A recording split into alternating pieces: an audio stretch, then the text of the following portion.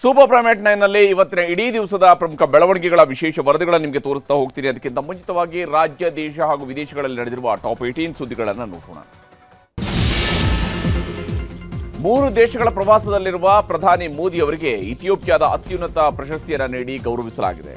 ಅಡಿಸ್ ಅಬಾಬಾದಲ್ಲಿ the great honour Nishan of Ethiopia ಪ್ರಶಸ್ತಿಯನ್ನು Ethiopia ಪ್ರಧಾನಿ ಅಬಿ ಅಹಮದ್ ಅಲಿ ಪ್ರದಾನ ಮಾಡಿದರು. ಇದು ಪ್ರಧಾನಿ ಮೋದಿ ಅವರಿಗೆ ಸಿಕ್ಕ 28ನೇ ಅಂತಾರಾಷ್ಟ್ರೀಯ ಗೌರವವಾಗಿದೆ. ಇನ್ನು ಈ ವೇಳೆ ಆಯೋಜಿಸಲಾಗಿದ್ದ ಔತಣಕೂಟದಲ್ಲಿ ಇಥಿಯೋಪಿಯನ್ ಗಾಯಕರು ವಂದೇ ಮಾತರಂ ಹಾಡುವ ಮೂಲಕ ಸ್ವಾಗತ ಕೋರಿದರು. ಗೀತೆ ಕೇಳಿದ ಕ್ಷಣ ಪ್ರಧಾನಿ ಮೋದಿ ಚಪ್ಪಾಳೆ ತಟ್ಟಿ ಸಂತಸ ವ್ಯಕ್ತಪಡಿಸಿದರು. ಜೋರ್ಡನ್, ಇಥಿಯೋಪಿಯಾ ಪ್ರವಾಸ ಮುಗಿಸಿರುವ ಪ್ರಧಾನಿ ಮೋದಿ ಅವರು ಇವತ್ತು ಓಮನ್ಗೆ ತೆರಳಿದ್ದಾರೆ. ಮಸ್ಕತ್ಗೆ ಬಂದಿಳಿದ ಮೋದಿ ಅವರನ್ನು ಸಾಂಪ್ರದಾಯಿಕವಾಗಿ ಸ್ವಾಗತಿಸಲಾಯಿತು. ಬಳಿಕ ಒಮಾನ್ನ ರಕ್ಷಣಾ ವ್ಯವಹಾರಗಳ ಉಪ ಪ್ರಧಾನಮಂತ್ರಿ ಸೈಯದ್ ಶಿಹಾಬ್ ಬಿನ್ ತಾರಿಕ್ ಅಲ್ ಸೈದ್ ಜೊತೆ ಸಭೆ ನಡೆಸಿದರು. ಇದು 3 ದೇಶಗಳ ಪ್ರವಾಸದ ಕೊನೆಯ ಹೆಜ್ಜೆಯಾಗಿದ್ದು ನಾಳೆ ಭಾರತಕ್ಕೆ ವಾಪಸ್ಸಾಗಲಿದ್ದಾರೆ. ಬಾಂಗ್ಲಾದ ರಾಷ್ಟ್ರೀಯ ನಾಗರಿಕ ಪಕ್ಷದ ಮುಖ್ಯಸ್ಥ ಹಸ್ನತ್ ಅಬ್ದುಲ್ಲಾ ಭಾರತ ವಿರೋಧಿ ಹೇಳಿಕೆಯ ಬೆನ್ನಲ್ಲೇ ಉಭಯ ದೇಶಗಳ ಮಧ್ಯೆ ಉದ್ವಿಗ್ನತೆ ಹೆಚ್ಚಾಗಿದೆ. ಆಕ್ಷೇಪಾರ್ಹ ಹೇಳಿಕೆಯ ಬಳಿಕ ಢಾಕಾದಲ್ಲಿನ ಭಾರತೀಯ ವೀಸಾ ಕೇಂದ್ರವನ್ನು ಮುಚ್ಚಲಾಗಿದೆ. ಇತ್ತ ದೆಹಲಿಯ ಬಾಂಗ್ಲಾ ಹೈಕಮಿಷನರ್ಗೆ ಸಮನ್ಸ್ ನೀಡಲಾಗಿದೆ. ಇತ್ತೀಚೆಗೆ ಢಾಕಾದಲ್ಲಿ ಮಾತನಾಡಿದ ಅಬ್ದುಲ್ಲಾ, ಭಾರತ ವಿರೋಧಿ ಶಕ್ತಿಗಳಿಗೆ ಬಾಂಗ್ಲಾ ಆಶ್ರಯ ನೀಡಲಿದೆ, ಅಲ್ಲದೆ ಭಾರತದ 7 ಸಿಸ್ಟರ್ಸ್ ರಾಜ್ಯಗಳನ್ನು ಪ್ರತ್ಯೇಕಿಸುವ ಪ್ರಯತ್ನಗಳಿಗೆ ಸಹಾಯ ಮಾಡಲಿದೆ ಅಂತ ಹೇಳಿದರು.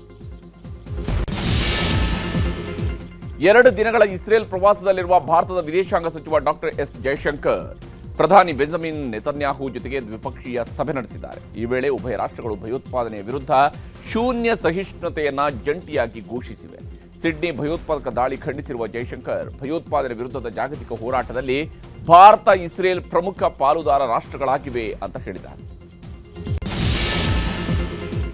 ಅಮೆರಿಕ ಅಧ್ಯಕ್ಷ ಡೊನಾಲ್ಡ್ ಟ್ರಂಪ್ 30 ದೇಶಗಳಿಗೆ ಪ್ರವಾಸ ನಿಷೇಧ ಪಟ್ಟಿಯನ್ನು ಪ್ರಕಟಿಸಿದ್ದಾರೆ. ನ್ಯಾಷನಲ್ ಗಾರ್ಡ್ ಟ್ರೂಪ್ನ 2 ಯೋಧರ ಹತ್ಯೆ ಬೆನ್ನಲ್ಲೇ ಈ ನಿರ್ಧಾರ ಪ್ರಕಟಿಸಲಾಗಿದೆ. ಅಫ್ಘಾನ್ ಪ್ರಜೆಯನ್ನ ಬಂಧಿಸಿದ ಹಿನ್ನೆಲೆಯಲ್ಲಿ ವಲಸೆ ಬರುವವರನ್ನು ತಡೆಯೋದಕ್ಕೆ ಕ್ರಮ ಕೈಗೊಳ್ಳುವ ಕಾರ್ಯಯೋಜನೆಯ ಅಂಗವಾಗಿ ಈ ನಿಷೇಧವನ್ನು ಘೋಷಿಸಲಾಗಿದೆ.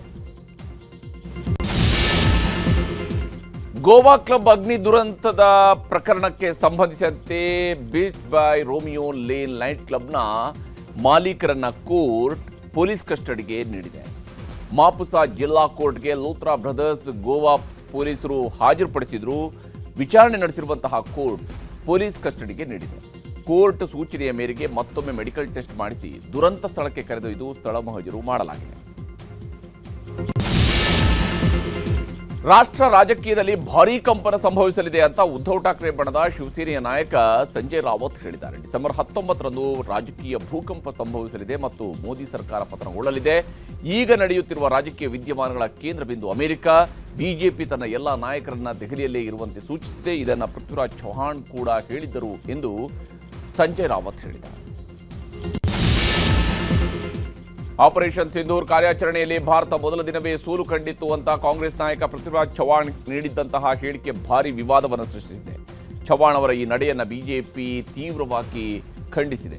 ತಮ್ಮ ಹೇಳಿಕೆಗೆ ಕ್ಷಮೆ ಯಾಚಿಸೋದಕ್ಕೂ ಕೂಡ ಪೃಥ್ವಿರಾಜ್ ಚೌಹಾಣ್ ನಿರಾಕರಿಸಿದ್ದಾರೆ. ಕ್ಷಮಿಸಿ, ನಾನು ಕ್ಷಮೆ ಕೇಳುವಂತಹ ಯಾವ ಹೇಳಿಕೆಯನ್ನು ನೀಡಿಲ್ಲ, ಹೀಗಾಗಿ ಕ್ಷಮೆ ಕೇಳೋದಿಲ್ಲ ಅಂತ ತನ್ನ ಹೇಳಿಕೆಯನ್ನು ಸಮರ್ಥಿಸಿಕೊಂಡಿದ್ದಾರೆ.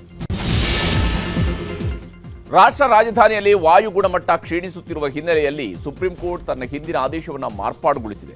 ಮಾರ್ಪಾಡು ಆದೇಶದ ಪ್ರಕಾರ ಇನ್ನು ಮುಂದೆ BS4 ಮತ್ತು ಮೇಲ್ಪಟ್ಟ ವಾಹನಗಳಿಗೆ ಮಾತ್ರ ದೆಹಲಿ ಪ್ರವೇಶಕ್ಕೆ ಅವಕಾಶ ಕಲ್ಪಿಸಲಾಗಿದೆ.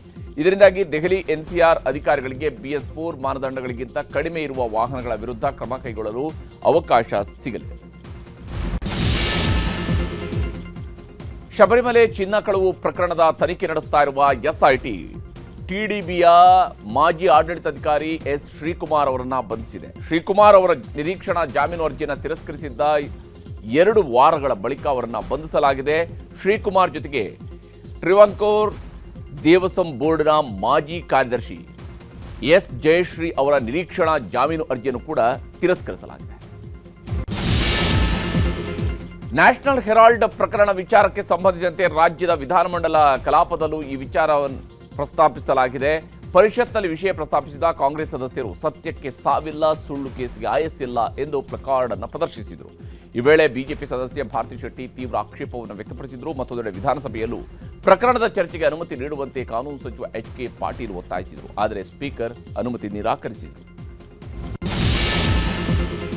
ರಾಜ್ಯದಲ್ಲಿನ ಕಾನೂನು ಸುವ್ಯವಸ್ಥೆ ಮತ್ತು ಪರಪನಗ್ರಹ ಅರ್ಜಿಯ ಕರ್ಮಕಾಂಡದ ಬಗ್ಗೆ ವಿಧಾನಸಭೆಯಲ್ಲಿ ವಿಸ್ತೃತ ಚರ್ಚೆಯಾಗಿದೆ. ಈ ಕುರಿತು ಮಾತನಾಡಿರುವ ವಿಪಕ್ಷ ನಾಯಕ ಅಶೋಕ್, 5 ಮರ್ಡರ್ ಮಾಡಿರುವ ರೌಡಿ ಶೀಟರ್ ಸೀನಾ ಜೈಲಲ್ಲೇ ಬರ್ತ್ಡೇ ಮಾಡ್ಕೊಂಡಿದ್ದಾನೆ ಅಂತ ಕಿಡಿಕಾರಿದರು. ಅಲ್ಲದೆ ಜೈಲಿನ ಚಿತ್ರಗಳನ್ನು ಮುಂದಿಟ್ಟು ನಟ ದರ್ಶನ್ಗೆ ಸಿಗರೇಟು, ಉಗ್ರನ ಕೈಗೆ ಮೊಬೈಲ್ ಬಂದಿದ್ದು ಹೇಗೆ ಅಂತ ಪ್ರಶ್ನಿಸಿದರು.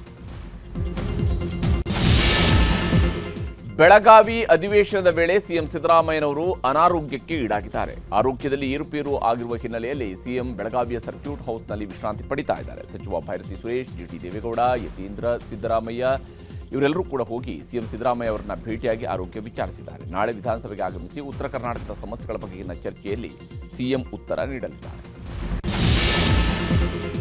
ಬೆಳಗಾವಿಯಲ್ಲಿ ಸಿಎಂ ಸಿದ್ದರಾಮಯ್ಯ ಅವರನ್ನ ಬಿಜೆಪಿಯ ಶಾಸಕ ರಮೇಶ್ ಜಾರಕಿಹೊಳಿ ಭೇಟಿಯಾಗಿದ್ದಾರೆ. ಬೆಳಗಾವಿಯ ಸರ್ಕ್ಯೂಟ್ ಹೌಸ್ನಲ್ಲಿ ಏಕಾಂಗಿಯಾಗಿ ಭೇಟಿಯಾಗಿ ಕೆಲಕಾಲ ಚರ್ಚೆ ನಡೆಸಿದ್ದಾರೆ. ಸಿಎಂ ಭೇಟಿ ಬಳಿಕ ಮಾತನಾಡಿರುವ ರಮೇಶ್ ಜಾರಕಿಹೊಳಿ, ಮುಖ್ಯಮಂತ್ರಿಯವರ ಆರೋಗ್ಯ ವಿಚಾರಣೆಗೆ ಬಂದಿದ್ದೆ, ಯಾವುದೇ ರಾಜಕೀಯದ ಚರ್ಚೆ ಆಗಿಲ್ಲ ಅಂತ ಹೇಳಿದರು. ಅನುದಾನ ತಾರತಮ್ಯ ವಿಚಾರ ಆಡಳಿತ ಪಕ್ಷದ ಸದಸ್ಯರ ನಡುವೆ ಜಿದ್ದಾಜಿದ್ದಿ ನಡೆದಿದೆ. ಅನುದಾನ ತಾರತಮ್ಯವಾಗಿದೆ ಅಂತ ನಿನ್ನೆ ಶಾಸಕರಾದ ಡಾಕ್ಟರ್ ರಂಗನಾಥ್ ಆರೋಪವನ್ನು ಮಾಡಿದ್ರು. ಇದಕ್ಕೆ ವಿಧಾನಸಭೆಯಲ್ಲಿ ತೀವ್ರ ಆಕ್ಷೇಪ ವ್ಯಕ್ತಪಡಿಸಿರುವ ಮಧುಗಿರಿ ಶಾಸಕ ಕೆಎನ್ ರಾಜಣ್ಣ, ಅನುದಾನ ಏನ್ ನಾನ್ ಕೊಡೋದಾ, ಸಿಎಂ ಡಿಸಿಎಂ ದಯೆಯಿಂದ ಸಿಕ್ಕಿದೆ ಅಂತ ಖಾರವಾಗಿಯೇ ಪ್ರತ್ಯುತ್ತರ ನೀಡಿದ್ದಾರೆ.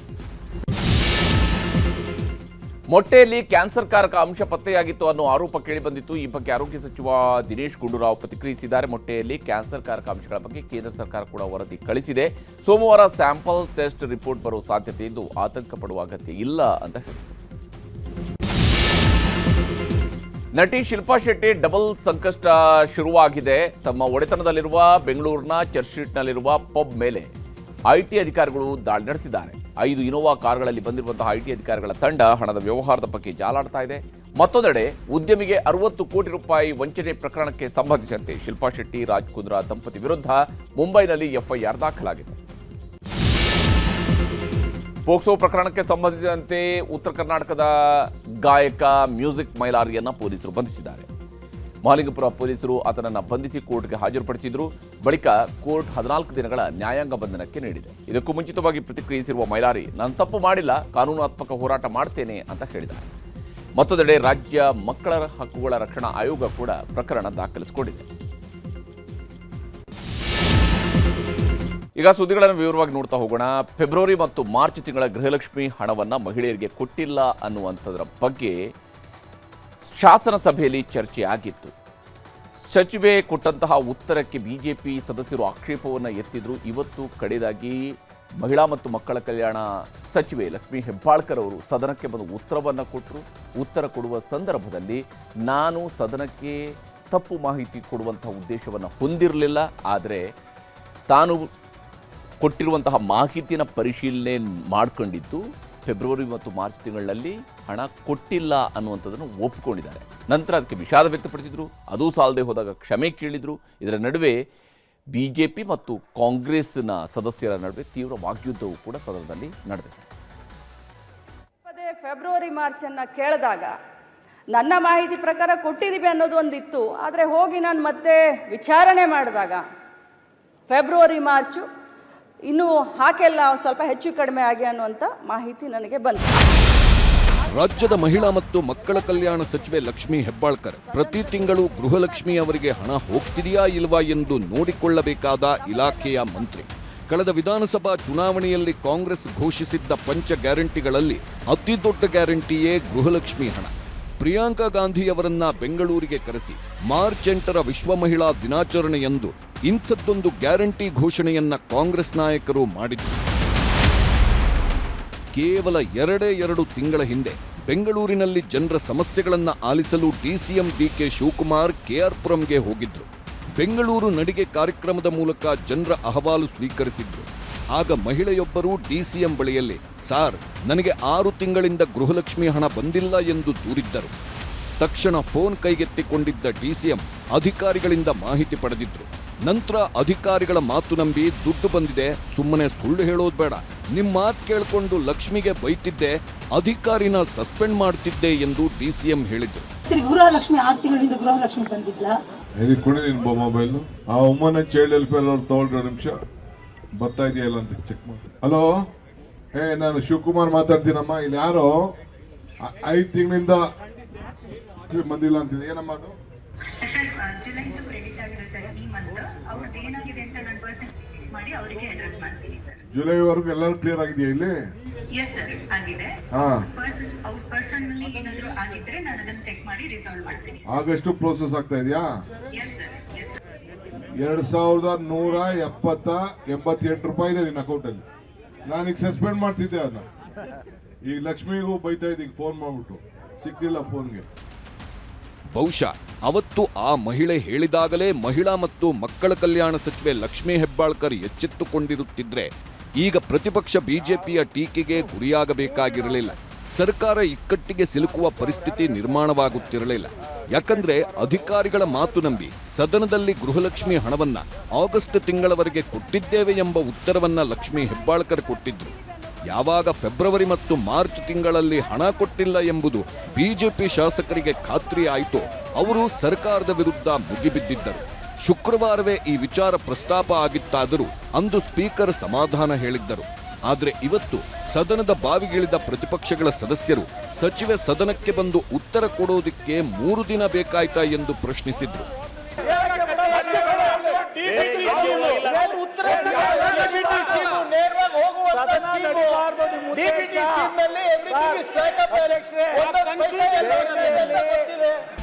ಕಡೆಗೆ ಸದನ ಒಮ್ಮೆ ಮುಂದೂಡಿಕೆಯಾಗಿ ಮತ್ತೆ ಕಲಾಪ ಶುರುವಾದಾಗ ಸಚಿವೆ ಲಕ್ಷ್ಮೀ ಹೆಬ್ಬಾಳ್ಕರ್ ಅವರನ್ನ ಕರೆಸಿ ಸದನದಲ್ಲಿ ಉತ್ತರ ಕೊಡಿಸಲಾಯಿತು.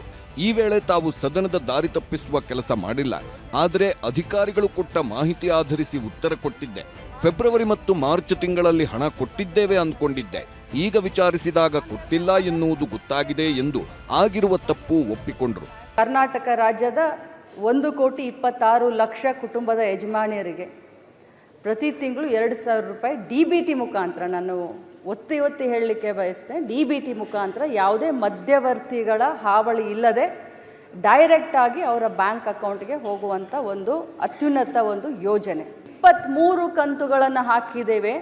46,000 ರೂಪಾಯಿಗಳು ಒಬ್ಬೊಬ್ಬ ಮನೆಯ ಯಜಮಾನಿಗೆ 1,26,00,000 ಮನೆಯ ಕುಟುಂಬದ ಯಜಮಾನಿಗಳಿಗೆ ಸಿಕ್ಕಿದೆ ಅಂತ ಮೊನ್ನೆ ಕೂಡ ನಾನು ಹೇಳಿದ್ದೀನಿ. ಪದೇ ಫೆಬ್ರವರಿ ಮಾರ್ಚನ್ನು ಕೇಳಿದಾಗ ನನ್ನ ಮಾಹಿತಿ ಪ್ರಕಾರ ಕೊಟ್ಟಿದ್ದೀವಿ ಅನ್ನೋದು ಒಂದಿತ್ತು. ಆದರೆ ಹೋಗಿ ನಾನು ಮತ್ತೆ ವಿಚಾರಣೆ ಮಾಡಿದಾಗ ಫೆಬ್ರವರಿ ಮಾರ್ಚು ಇನ್ನೂ ಹಾಕೆಲ್ಲ ಸ್ವಲ್ಪ ಹೆಚ್ಚು ಕಡಿಮೆ ಆಗಿ ಅನ್ನುವಂಥ ಮಾಹಿತಿ ನನಗೆ ಬಂತು. ಹೌಸ್ನಲ್ಲಿ ಮುಖ್ಯಮಂತ್ರಿಗಳು ಕೂಡ ಹೇಳಿದ್ದಾರೆ ಅದನ್ನು ಆಗಲಿಲ್ಲ ಅಂತಂದರೆ ಶೀಘ್ರದಲ್ಲಿ ಮಾಡ್ತೀವಿ. ಬಟ್ ಇದರ ಅರ್ಥ ಆ ದುಡ್ಡನ್ನ ಬೇರೆ ಕಡೆ ಡೈವರ್ಟ್ ಆಯಿತು. ನಾವು 23 ಕಂತುಗಳಲ್ಲಿ 46,000 ರೂಪಾಯಿ ಕೊಟ್ಟಿದ್ದೇವೆ ಎಂದು ಲಕ್ಷ್ಮೀ ಹೆಬ್ಬಾಳ್ಕರ್ ಅವರು ಹೇಳಿಕೊಂಡಿದ್ದಾರೆ. ಸರ್ಕಾರ ಬಂದು 30 ತಿಂಗಳಾಗಿದೆ. ಇದರಲ್ಲಿ ಮೊದಲ 3 ತಿಂಗಳು ಬಿಟ್ಟರೆ ಆಗಸ್ಟ್ 2023ರಲ್ಲಿ ಗೃಹಲಕ್ಷ್ಮಿ ಯೋಜನೆ ಆರಂಭವಾದಲ್ಲಿಂದ ಲೆಕ್ಕ ಹಾಕಿದ್ದರೆ 27 ತಿಂಗಳು ಹಣ ಪಾವತಿ ಆಗಬೇಕಿತ್ತು. ಆದರೆ 23 ತಿಂಗಳು ಮಾತ್ರ ದುಡ್ಡು ಕೊಟ್ಟು ಕೇವಲ 2 ತಿಂಗಳು ಮಾತ್ರ ಬಾಕಿ ಉಳಿಸಿಕೊಂಡಿದ್ದೇವೆ ಎಂದು ಸಚಿವೆ ಲಕ್ಷ್ಮಿ ಹೇಳಿದ್ದು ಪ್ರತಿಪಕ್ಷದವರನ್ನ ಕೆರಳಿಸಿತ್ತು. ಹೀಗಾಗಿ ಸದನದಲ್ಲಿ ಮಾತಿನ ದಾಳಿ ಪ್ರತಿದಾಳಿ ಜೋರಾಗಿತ್ತು. ಇದರ ನಡುವೆಯೇ ಸಚಿವೆ ಲಕ್ಷ್ಮಿ ಹೆಬ್ಬಾಳ್ಕರ್ ಯಾರಿಗಾದ್ರೂ ನೋವಾಗಿದ್ರೆ ವಿಷಾದಿಸುತ್ತೇನೆ ಎಂದ್ರು. ಅದಾಯ್ತು ಇದಾಯ್ತು ಅಂತಲ್ಲ, ಬಟ್ ಒಂದೇ ಮಾತನ್ನ ಹೇಳ್ತೀನಿ, 2 ತಿಂಗಳದ್ದು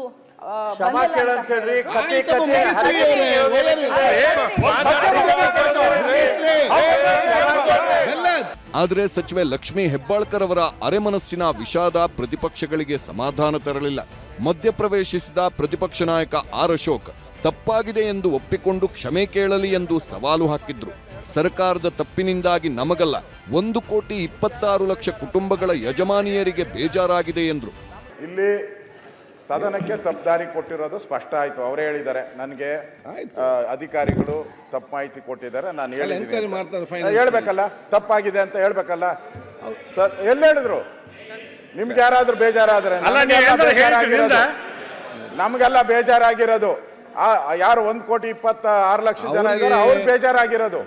ಆರ್ ಅಶೋಕ್ ಸೇರಿದಂತೆ ಪ್ರತಿಪಕ್ಷಗಳ ಸದಸ್ಯರು ಹೀಗೆ ಮುಗಿಬೀಳುತ್ತಲೇ ಎಲ್ಲರ ಕ್ಷಮೆ ಕೇಳಿದ ಲಕ್ಷ್ಮೀ ಹೆಬ್ಬಾಳ್ಕರ್ ಮಹಿಳೆ ಎಂಬ ಕಾರಣಕ್ಕೆ ನನ್ನನ್ನ ಟಾರ್ಗೆಟ್ ಮಾಡುತ್ತಿದ್ದೀರಿ ಎಂದು ತಿರುಗೇಟು ಕೊಡುವ ಪ್ರಯತ್ನ ಮಾಡಿದ್ರು. Completed my this one. ನಾನು ಇಂಟೆನ್ಷನಲಿ ನಮಗೆ ಈ ಒಂದು ಸದನವನ್ನು ಮಿಸ್ಲೀಡ್ ಮಾಡುವಂಥ ಇಂಟೆನ್ಷನ್ ಇರಲಿಲ್ಲ. ಆದರೆ ನಾನು ಹೋಗಿ ಚೆಕ್ ಮಾಡಿದಾಗ 2 ತಿಂಗಳದ ಹೆಚ್ಚು ಕಡಿಮೆ ಆಗಿದೆ ಅನ್ನೋದು ಗೊತ್ತಾಯಿತು. ಅದನ್ನು ಮುಂದಿನ ದಿನದಲ್ಲಿ ನಾನು ಸರಿ ಮಾಡ್ತೀನಿ. ನನ್ನ ಮಾತಿನಿಂದ ಯಾರ್ದಾದ್ರೂ ಭಾವನೆಗೆ ಇದಾಗಿದ್ರೆ ನಾನು ವಿಷಾದವನ್ನು ವ್ಯಕ್ತಪಡಿಸ್ತೀನಿ. ಮಹಿಳೆಯರ ಗೌರವ, ಮಹಿಳೆಯ ಸ್ವಾಭಿಮಾನ, ಮಹಿಳೆಯರ ಆತ್ಮಸ್ಥೈರ್ಯ ಹೆಚ್ಚಾಗಲಿ ಅಂತ ಈ ಯೋಜನೆ ಮಾಡಿದ್ದೀನಿ. ನಾನು ವಿರೋಧ ಪಕ್ಷದ ಎಲ್ಲ ಸದಸ್ಯರಿಗೆ ಕೇಳಲಿಕ್ಕೆ ಬಯಸ್ತೇನೆ, ನಾನು ವಿಷಾದವನ್ನು ವ್ಯಕ್ತಪಡಿಸ್ತೀನಿ. ಆ ವರ್ಡು ಮಾನ್ಯ ಸುರೇಶ್ ಸಾಹೇಬರಿಗೆ ಇಷ್ಟ ಆಗಲಿಲ್ಲ ಅಂದರೆ ನಾನು ಕ್ಷಮೆಯನ್ನು ಕೂಡ ಕೇಳಲಿಕ್ಕೆ ಬಯಸ್ತೇನೆ. ಆದರೆ ಒಬ್ಬ ಮಹಿಳೆ ಅಂತ ಹೇಳಿ ಈ ಮಟ್ಟಕ್ಕೆ ತಾವೆಲ್ಲ ಮಾಡ್ತಾ ಇದ್ದೀರಲ್ಲ, ಯಾವ ಆದ್ರೆ ಸಚಿವೆ ಹೆಬ್ಬಾಳ್ಕರ್ ಹೀಗೆ ಮಹಿಳಾ ಕಾರ್ಡ್ ಬಳಸಿ ಅನುಕಂಪ ಪಡೆಯಲು ಯತ್ನಿಸಿದ್ದು ಬಿಜೆಪಿ ನಾಯಕರನ್ನ ಮತ್ತಷ್ಟು ಕೆರಳಿಸಿತ್ತು. ತೀವ್ರ ಟೀಕಾ ಪ್ರಹಾರ ನಡೆಸಿದ ಪ್ರತಿಪಕ್ಷದ ಸದಸ್ಯರು ಸಭಾತ್ಯಾಗ ಮಾಡಿದ್ರು. ಇದರಲ್ಲಿ ಯಾಕೋ ಒಂದು ಬೇರೆ ವಾಸನೆ ಬರುವಂತ ನಿಟ್ಟಿನಲ್ಲಿ ಇವತ್ತು ಗೊತ್ತಾಗ್ತಾ ಇದೆ. ಯಾವಾಗ ನೀವು ವಿಷಯಗಳನ್ನು ಹೈಡ್ ಮಾಡಕ್ ಪ್ರಾರಂಭ ಮಾಡ್ತೀರಿ, ಒಂದು ಸುಳ್ಳನ್ನ ಮುಚ್ಚಕ್ ಹೋಗಿ 100 ಸುಳ್ಳು ಅಂತ ಹೇಳುವಂಥದ್ದು ಯಾವ ರೀತಿ ಆಗುತ್ತೆ, ಆ ರೀತಿ ಇವತ್ತಾಗ್ತಾ ಇದೆ. ಗೃಹಲಕ್ಷ್ಮಿಯನ್ನ ಹಾದಿಯಲ್ಲಿ ಬೀದಿಯಲ್ಲಿ ವಿರೋಧ ಮಾಡಿದಂಥವ್ರು ಬಿಜೆಪಿಯವರು. ಅವ್ರಿಗೇನಾದ್ರೂ ಬದ್ಧತೆ ಇದೆಯಾ? ಇವತ್ತು ನೋಡಿದ್ರೆ ಗೃಹಲಕ್ಷ್ಮಿಯರ ಬಗ್ಗೆ ಅಚಾನಕ್ಕಾಗಿ ಕಾಳಜಿ ಅವರಲ್ಲಿ ಕಂಡು ಬರ್ತಾ ಇದೆ. ಯಾಕೆ? ಆರೋಪ ಪ್ರತ್ಯಾರೋಪಗಳೇನೇ ಇರಲಿ, ನಮಗೆ ಶೀಘ್ರವೇ ಗೃಹಲಕ್ಷ್ಮಿ ದುಡ್ಡು ಬರಬೇಕು, ಬಾಕಿ ಉಳಿದಿರುವ ಕಂತುಗಳು ಕೂಡ ಪಾವತಿ ಆಗಬೇಕು ಎನ್ನುವುದು ರಾಜ್ಯದ ಗೃಹಲಕ್ಷ್ಮಿಯರ ನಿರೀಕ್ಷೆ. ಒಂದ್ಸಲ ಬರ್ತಾವ, ಒಂದ್ಸಲ ಬರೋವಲ್ರಿ. ಭಾಳ ದಿನ ಆಗಿ ನಿಂತು ಹೋಗ್ರಿ. ಸಹಾಯ ಮಾಡ್ತಾನಂತ ಹೇಳನ್ರಿ, ಈಗ ಕೈ ಬಿಟ್ಟನ್ರಿ. ನಾವು ಬಡವ್ರು ಹೆಂಗ ಬರ್ತಬೇಕ್ರಿ ಸರ್. Bureau report, news 18. ಕಂದಾಯ ಸಚಿವ ಕೃಷ್ಣ ಬೈರೇಗೌಡರು ಈ ಖಾತಾ ಸೇರಿದಂತೆ ಕಂದಾಯ ಇಲಾಖೆಯಲ್ಲಿ ಬಹಳಷ್ಟು ಸುಧಾರಣೆಗಳನ್ನು ತಂದಿದ್ದಾರೆ ಅನ್ನುವಂಥ ಕಾರಣಕ್ಕಾಗಿ ಸುದ್ದಿಯಲ್ಲಿರ್ತಾರೆ. ಆದರೆ ಇವತ್ತು ಅವರ ವಿರುದ್ಧ ಪ್ರತಿಪಕ್ಷ ಬಿಜೆಪಿ ಒಂದು ಗಂಭೀರ ಆಪಾದನೆಯನ್ನು ಹೊರಡಿಸಿದೆ. ಕೋಲಾರದಲ್ಲಿ 100 ಕೋಟಿ ರೂಪಾಯಿ ಬೆಲೆಯ 21 ಎಕರೆ ಸರ್ಕಾರಿ ಭೂಮಿಯನ್ನು ಕಬಳಿಕೆ ಮಾಡಿದ್ದಾರೆ ಅಂತ ಬೆಳಗಾವಿಯ ಸುವರ್ಣಸೌಧದ ಮೊಗಸಾಲೆಯಲ್ಲಿ ದಾಖಲೆ ಸಮೇತ ವಿಧಾನ ಪರಿಷತ್ನ ವಿರೋಧ ಪಕ್ಷದ ನಾಯಕ ಚಲವಾದಿ ನಾರಾಯಣಸ್ವಾಮಿ ಆರೋಪ ಮಾಡಿದ್ದಾರೆ. ಸಚಿವರ ರಾಜೀನಾಮೆಗೆ ಅವರು ಆಗ್ರಹಿಸಿದ್ದಾರೆ. ಆದರೆ ಅದು ನಮ್ಮ ತಾತನ ಆಸ್ತಿ ಅಂತ ಕೃಷ್ಣ ಬೈರೇಗೌಡರು ಸ್ಪಷ್ಟನೆ ಕೊಟ್ಟಿದ್ದಾರೆ.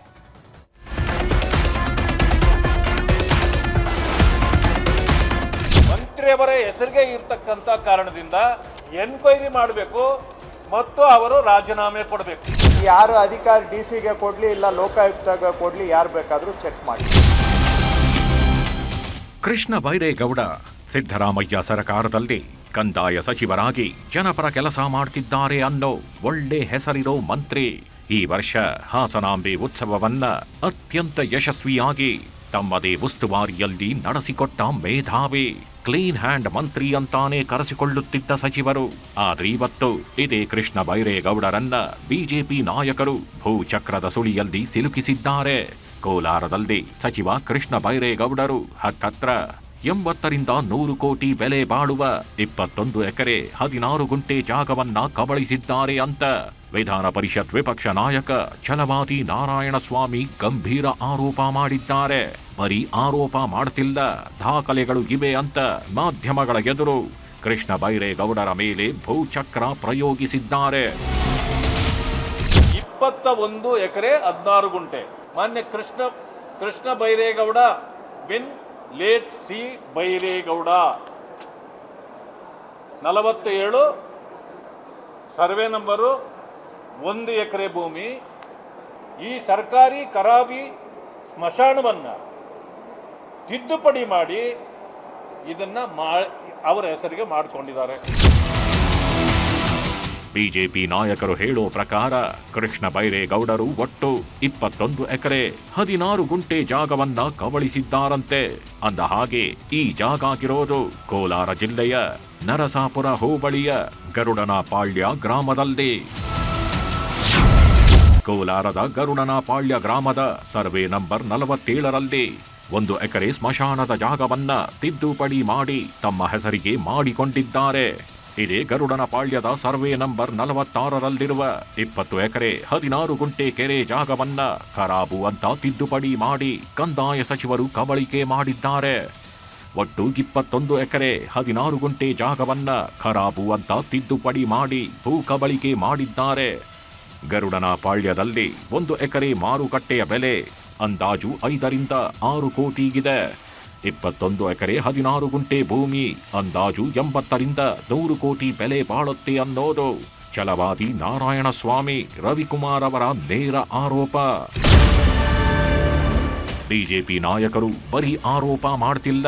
ಕೃಷ್ಣ ಬೈರೇಗೌಡರು ರಾಜೀನಾಮೆ ಕೊಡಬೇಕು, ತನಿಖೆನೂ ಆಗ್ಬೇಕು ಅಂದ್ರು. ಆದ್ರೆ ಬಿಜೆಪಿಯವರ ಆರೋಪಕ್ಕೆ ಸಚಿವ ಕೃಷ್ಣ ಬೈರೇಗೌಡ ಉತ್ತರಾನೂ ಕೊಟ್ರು. ಇದು ನಮ್ಮ ತಾತನವರು ಖರೀದಿಸಿದ ಜಾಗ, ದಾಖಲೆಗಳಿವೆ, ಬೇಕಿದ್ರೆ ಯಾವುದೇ ಸಂಸ್ಥೆಗಳಿಂದಲಾದ್ರೂ ತನಿಖೆ ಮಾಡಿಸ್ಲಿ ಅಂತ ಸವಾಲು ಹಾಕಿದ್ದಾರೆ. 21 ಎಕರೆ ಜಮೀನುಗಳು ಇದನ್ನ ಮಂತ್ರಿಯವರ ಹೆಸರಿಗೆ ಇರ್ತಕ್ಕಂಥ ಕಾರಣದಿಂದ ಇದನ್ನ ಈಗ ತಕ್ಷಣ ಎನ್ಕ್ವೈರಿನೂ ಮಾಡಬೇಕು. ಈ ಜಮೀನನ್ನು ವಾಪಸ್ಸು ಪಡಿಬೇಕು, ಎನ್ಕ್ವೈರಿ ಮಾಡಬೇಕು ಮತ್ತು ಅವರು ರಾಜೀನಾಮೆ ಕೊಡಬೇಕು. ಮಂತ್ರಿಗಳು ತಮ್ಮ ಹೆಸರಿಗೆ ಇಷ್ಟೊಂದು ದಾಖಲೆಗಳನ್ನ ತಿದ್ದುಪಡಿ ಮಾಡಿ ಮಾಡ್ಕೊಂಡಿರೋ ಕಾರಣದಿಂದಲ್ಲಿ ಈಸ್ ನಾಟ್ ಮಿಸ್ಟರ್ ಕ್ಲೀನ್. ಇದು ಭ್ರಷ್ಟಾಚಾರದ ಕೋಪಕ್ಕೆ ಸಿಕ್ಕಿದ್ದಾರೆ ಅವರು. ಆ ಕಾರಣದಿಂದ he should resign. ನಮ್ಮ ತಾತನವರು ಕ್ರಯದ ಮುಖಾಂತರ ತೆಗೆದುಕೊಂಡು ಆ ನಂತರ ನಮ್ಮ ಕುಟುಂಬದಲ್ಲಿ ಭಾಗ ಆಗಿ ಭಾಗದಂತೆ ನಮಗೆ ಬಂದಿದೆ. ಹಿಂದೆ ಏನಾಗಿದೆ ಅನ್ನೋದು ಬೇಕಾದರೆ ಯಾರಾದರೂ ಚೆಕ್ ಮಾಡಲಿ, DC ಗೆ ಕೊಡಲಿ, ಇಲ್ಲ ಲೋಕಾಯುಕ್ತಗೆ ಕೊಡಲಿ, ಯಾರು ಬೇಕಾದರೂ ಚೆಕ್ ಮಾಡಲಿ. ಈಗ ಸುಮ್ಮನೆ ಯಾವುದೋ ಇವರಿಗೆ ರಾಜಕೀಯವಾಗಿ ತೀಟೆಗಳು ತೀರಿಸ್ಕೊಳ್ಳೋಕ್ಕೆ ಇಲ್ಲ ಸಲ್ಲದೆ ಇರೋದು, ಅದಕ್ಕೂ ನಾನು ಮಂತ್ರಿ ಆಗಿರೋದಕ್ಕೂ ಯಾವುದೂ ಸಂಬಂಧನೇ ಇಲ್ಲ. ಸಚಿವರು ತನಿಖೆಗೆ ರೆಡಿ ಅಂತಿದ್ದಾರೆ.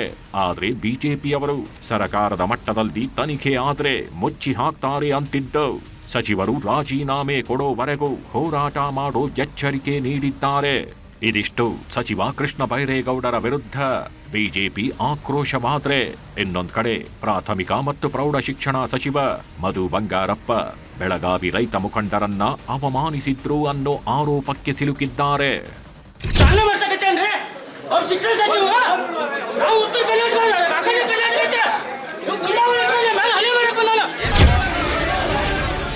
ಅವರೇನು ಶಿಕ್ಷಣ ಸಚಿವನ?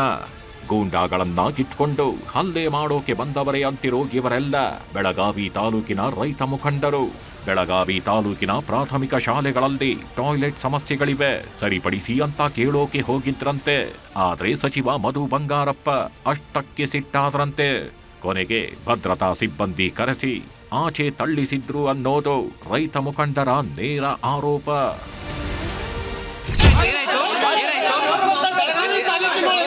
ಪ್ರಾಥಮಿಕ ಶಾಲೆ ಒಳಗೆ ಇವತ್ತಿಗೂ ಹುಡುಗರಿಗೆ ಟಾಯ್ಲೆಟ್ ಇಲ್ಲ ಅಂತ ಟಾಯ್ಲೆಟ್ನ ಶಿಕ್ಷಣ ಸಚಿವರಿಗೆ ಇವತ್ತು ನಾನು ಹೇಳ್ತಾ ಇದ್ದೇವೆ. ಸಮಸ್ಯೆ ಅವರು ರೈತ ಸಂಘದ ಮೇಲೆ ನಮ್ಮ ಮೇಲೆ ಹಲ್ಲೆ ಮಾಡ್ತಾರೆ. ಎಲ್ಲರ ಮೇಲೆ ಶಿಕ್ಷಣ ಸಚಿವರು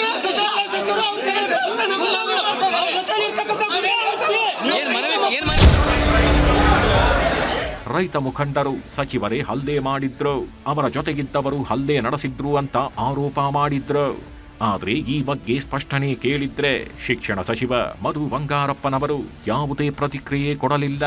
ಒಂದು ಕಡೆ ಕಂದಾಯ ಸಚಿವರ ಮೇಲೆ ಭೂ ಕಬಳಿಕೆ ಆರೋಪ, ಇನ್ನೊಂದು ಕಡೆ ರೈತ ಮುಖಂಡರ ಮೇಲೆ ಶಿಕ್ಷಣ ಸಚಿವರು ಹಲ್ಲೆ ನಡೆಸಿದ ಆರೋಪ.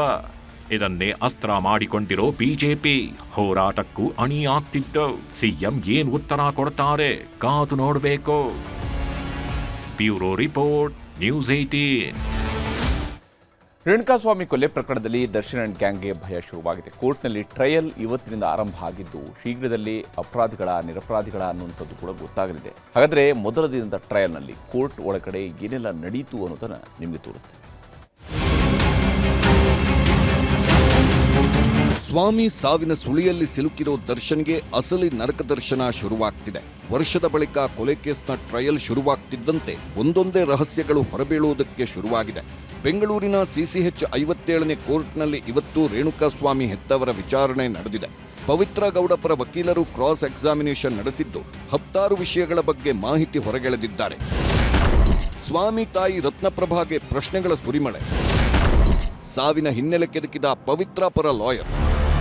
ಕೋರ್ಟ್ನಲ್ಲಿ ಟ್ರಯಲ್ ಶುರುವಾಗ್ತಿದ್ದಂತೆ ಎಲ್ಲ ಆರೋಪಿಗಳು ಜಡ್ಜ್ ಮುಂದೆ ಹಾಜರಾಗಿದ್ರು. ದರ್ಶನ್ ಹಾಗೂ ಪವಿತ್ರ ಗೌಡ ವಿಡಿಯೋ ಕಾನ್ಫರೆನ್ಸ್ ಮೂಲಕ ಹಾಜರಾದ್ರೆ ಉಳಿದವರು ಕೋರ್ಟ್ ಅಂಗಳಕ್ಕೆ ಬಂದಿದ್ರು. ಮೊದಲು ಶುರುವಾಗಿದ್ದೆ ರೇಣುಕಾಸ್ವಾಮಿ ತಾಯಿಯ ವಿಚಾರಣೆ. ವಿಟ್ನೆಸ್ ಬಾಕ್ಸ್ನಲ್ಲಿ ನಿಂತ ರತ್ನಪ್ರಭಾರಿಗೆ ಪವಿತ್ರ ಗೌಡ ಪರ ವಕೀಲ ಬಾಲನ್ 10 ಪ್ರಶ್ನೆ ಕೇಳಿದ್ರು. ಎಲ್ಲದಕ್ಕೂ ರೇಣುಕಾಸ್ವಾಮಿ ತಾಯಿ ಉತ್ತರಿಸಿದ್ದಾರೆ. ನಿಮ್ಮ ಮಗ ಕೋರ್ಟ್ ಕೇಸ್ ಹೋಗ್ತಿದ್ದದ್ದು ಗೊತ್ತಾ? ನಿಮ್ಮ ಮಗನನ್ನ ಬಂಧಿಸಿದ್ರು ಅನ್ನೋದು ಗೊತ್ತಾ? ಬಜರಂಗದ ಹುಡುಗರ ಜೊತೆ ಓಡಾಡ್ತಿದ್ದದ್ದು ಗೊತ್ತಾ? ನನಗೆ ಯಾವುದೂ ಗೊತ್ತಿಲ್ಲ. 8/6/2024 ನಿಮ್ಮ ಮಗ ಕರೆ ಮಾಡಿದ್ನ? ಯಾವುದೇ ಕರೆ ಬಂದಿಲ್ಲ. ಸಂಜೆ 7 ಗಂಟೆಗೆ ಕರೆ ಬಂದಿತ್ತ? ಬೆಳಿಗ್ಗೆ ಕರೆ ಮಾಡಿದ್ದಾಗ ಎಲ್ಲಿದ್ದ? ಊಟಕ್ಕೆ ಹೊರಗಡೆ ಹೋಗ್ತಿದ್ದೇನೆ ಅಂದಿದ್ದ. ಎಲ್ಲಿ ಏನು ಅಂತ ಏನು ಹೇಳಿರ್ಲಿಲ್ಲ. ನಿಮ್ಮ ಸೊಸೆಗೆ ಮಗ ಕರೆ ಮಾಡಿದ್ದು ರೆಕಾರ್ಡ್ ಆಗಿದ್ಯಾ? ಇಲ್ಲ, ಯಾವುದು ರೆಕಾರ್ಡ್ ಆಗಿಲ್ಲ. ಬೆಳಿಗ್ಗೆ ಮನೆಯಲ್ಲಿ ತಿಂಡಿ, ಮಧ್ಯಾಹ್ನ ಹೋಟೆಲ್ನಲ್ಲಿ ಊಟ ಮಾಡ್ತಿದ್ನ? ಬೆಳಗ್ಗೆ ಮನೆಯಲ್ಲಿ ತಿಂಡಿ ಮಾಡಿದ್ದ, ಮಧ್ಯಾಹ್ನ ಹೊರಗಡೆ ಊಟ ಮಾಡ್ತೀನಿ ಅಂದಿದ್ದ. ಶವಾಗಾರದಲ್ಲಿ ನಿಮ್ಮ ಮಗನನ್ನ ನೋಡಿದ್ರ? ನಿಮ್ಮ ಮಗನ ಮೈಮೇಲೆ ಬ್ಲೂ ಟೀ ಶರ್ಟ್ ಇತ್ತು. ಮನೆಯಿಂದ ಹೊರಡುವಾಗ ಟೀ ಶರ್ಟ್ ಹಾಕಿದ್ನ? ಹೋಗುವಾಗ ಬೇರೆ ಬಟ್ಟೆ ಇತ್ತು, ಆ ಬಟ್ಟೆ ಇರ್ಲಿಲ್ಲ. ಶವ ನೋಡಿದಾಗ ಚೈನ್, ಉಂಗುರದ ಬಗ್ಗೆ ನೀವು ಹೇಳಿಲ್ಲ? ನಾನು ಹೇಳಿದ್ದೇನೆ.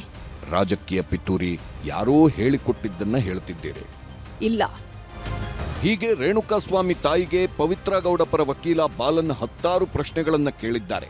ಇವತ್ತಿನ ವಿಚಾರಣೆ ಮುಗಿದಿದ್ದು ನಾಳೆ ಮಧ್ಯಾಹ್ನ 12ಕ್ಕೆ ಮತ್ತೆ ಶುರುವಾಗಲಿದೆ. ಕೋರ್ಟ್ ಅಂಗಳದಲ್ಲಿ ಮತ್ತೆ ಟಿವಿ ಸದ್ದು. ಕೋರ್ಟ್ನಲ್ಲಿ ಟ್ರಯಲ್ ನಡೆಯುತ್ತಿರೋದರ ಮಧ್ಯೆಯೇ ಟಿವಿ ವಿಷಯ ಪ್ರಸ್ತಾಪವಾಗಿದೆ. A1 ಪವಿತ್ರ ಗೌಡಗೆ ಟಿವಿ ಕೊಟ್ಟಿಲ್ಲ ಅಂತ ವಕೀಲ ಬಾಲನ್ ಕೋರ್ಟ್ ಮುಂದೆ ಪ್ರಸ್ತಾಪ ಮಾಡಿದ್ದಾರೆ. ಎಲ್ಲರಿಗೂ ಟಿವಿ ಕೊಡಲಾಗಿದೆ, ಆದ್ರೆ A1ಗೆ ಮಾತ್ರ ಕೊಟ್ಟಿಲ್ಲ. ಇವರಿಗೂ ಕೋರ್ಟ್ ಆರ್ಡರ್ ಮಾಡಿದೆ ಅಂದ್ರು. ಈ ವೇಳೆ ಜೈಲಾಧಿಕಾರಿಗಳು ಇವರದ್ದು ಇಲ್ಲ ಅಂತಿದ್ದಂತೆ ಪವಿತ್ರ ಪರ ವಕೀಲ ಬಾಲನ್ ಮನೆಯೂಟಕ್ಕೆ ಮನವಿ ಮಾಡಿದ್ರು. ಕೋರ್ಟ್ ಅಂಗಳದಲ್ಲಿ ಕಾವೇರಿದ ವಾದ ಪ್ರತಿವಾದ ಶುರುವಾಗಿದ್ದು ಒಂದೊಂದೇ ಸತ್ಯಗಳು ಹೊರಬೀಳಲಿವೆ. Bureau report, news 18 Bengaluru. ಇನ್ನು ಮನ್ರೇಗಾ ಹೆಸರು ಬದಲಾವಣೆಯನ್ನು ವಿರೋಧಿಸಿ ದೇಶಾದ್ಯಂತ ಕಾಂಗ್ರೆಸ್ ಕೇಂದ್ರ ಸರ್ಕಾರದ ವಿರುದ್ಧ ಹೋರಾಟವನ್ನು ನಡೆಸಿತು. ಇದೇ ಸಂದರ್ಭದಲ್ಲಿ ನ್ಯಾಷನಲ್ ಹೆರಾಲ್ಡ್ ಕೇಸ್ನಲ್ಲಿ ಕಾಂಗ್ರೆಸ್ಗೆ, ಅಂದರೆ ವಿಶೇಷವಾಗಿ ಸೋನಿಯಾ ಗಾಂಧಿ ಅವರಿಗೆ ದೆಹಲಿ ಕೋರ್ಟಿಂದ ರಿಲೀಫ್ ಏನು ಸಿಕ್ಕಿತ್ತು, ಇದನ್ನೇ ಅಸ್ತ್ರ ಮಾಡಿಕೊಂಡು ಮೋದಿ ಸರ್ಕಾರದ ವಿರುದ್ಧ ಬೆಳಗಾವಿಯಿಂದ ಹಿಡಿದು ದೆಹಲಿವರೆಗೂ ಕೂಡ ಪ್ರತಿಭಟನೆಯನ್ನು ನಡೆಸಲಾಗಿದೆ.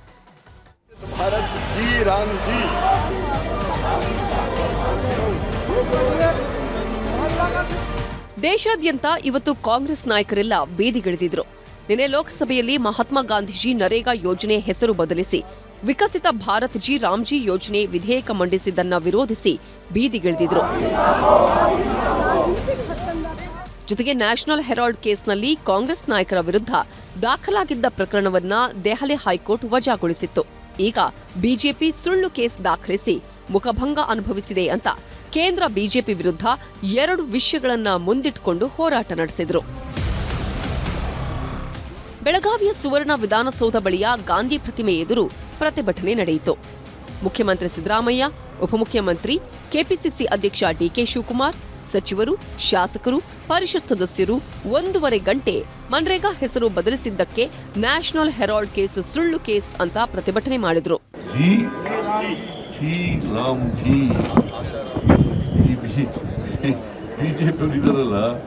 ಆಮೇಲೆ ಜಿ ಮೋದಿ ಜಿ ಅಂತ ಸತ್ಯಕ್ಕೆ ಸಾವಿಲ್ಲ, ಸುಳ್ಳು ಕೇಸಿಗೆ ಆಯುಷ್ ಇಲ್ಲ ಅನ್ನೋದಕ್ಕೆ ನಿನ್ನೆ ಬಂದಂತ ಜಡ್ಜ್ಮೆಂಟ್ ಸಾಕ್ಷಿಯಾಗಿ ಇವತ್ತು ಉಳ್ಕೊಂಡಿದೆ.